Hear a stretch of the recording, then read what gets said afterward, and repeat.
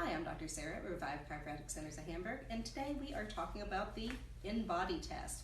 The InBody Test breaks down your body composition and it tracks your progress in staying fit and healthy.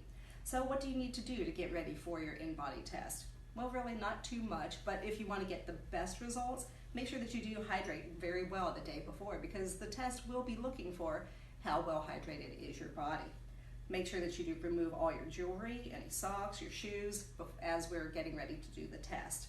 We're going to have you stand upright for at least 5 minutes before we do the test, and make sure that you do avoid drinking any caffeine on the day prior to your test. Make sure that you do come fasted at least 3 to 4 hours. Do not eat prior to the test. And use the bathroom before you go in to get your test done. We got to make sure that your bladder is empty. So once you've done all those things and we have performed your test, you've stood there, it has measured all kinds of amazing things, we will go through what the test has found. And so it's looking for your body composition. It will print out, it will have lots of different numbers, and those numbers can be kind of confusing, but we're looking for some very important specific numbers. We have our intracellular and extracellular water. Intracellular water is what's inside of your cells, and that's the good water, that's the water that we want. Extracellular water is bad water. That's going to be inflammation or water retention. That is water that is outside of your cells. So that's water that we don't really want to have in our body.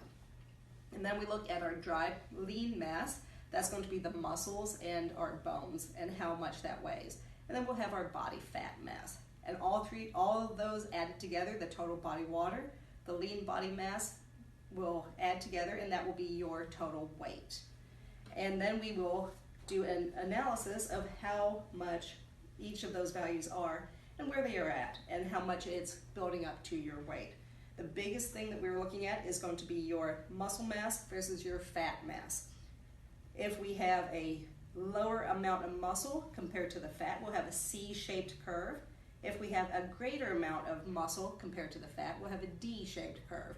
Ideally, we hope that you're either a D-shaped curve or equally, where you have about the same amount as muscle as you have fat. Now, the more muscle you have, the more water you will actually hold in your intracellular water, in your good water, because muscle holds 73% of water and fat only holds 10% of water. So your muscles will actually be more hydrated, so you need to drink lots of extra water for nice, strong muscles. Then we compare our obesity analysis. We look at BMI, which is just a measure of your height versus your weight, and typically we want to be down in the lower range. In body percent fat, we want to be in the lower range also. Men typically are between a 10 and 20% range, with ideal being 15%. Women have a typical range of 18 to 28, with an ideal of about 23%. If you go below that 18% range, it can affect how your hormones function, and you can actually not have normal periods and cycles like that. Then we compare each muscle. How much muscle do you have in your arms? How much do you have in your right arm specifically compared to your left arm? How much muscle do you have in your trunk and in your legs? So ideally, you should have an equal amount of muscle from side to side, and then hopefully you're about balanced from up to down. So each muscle, you can see right arm, left arm should be about the same, and then legs should be fairly similar also.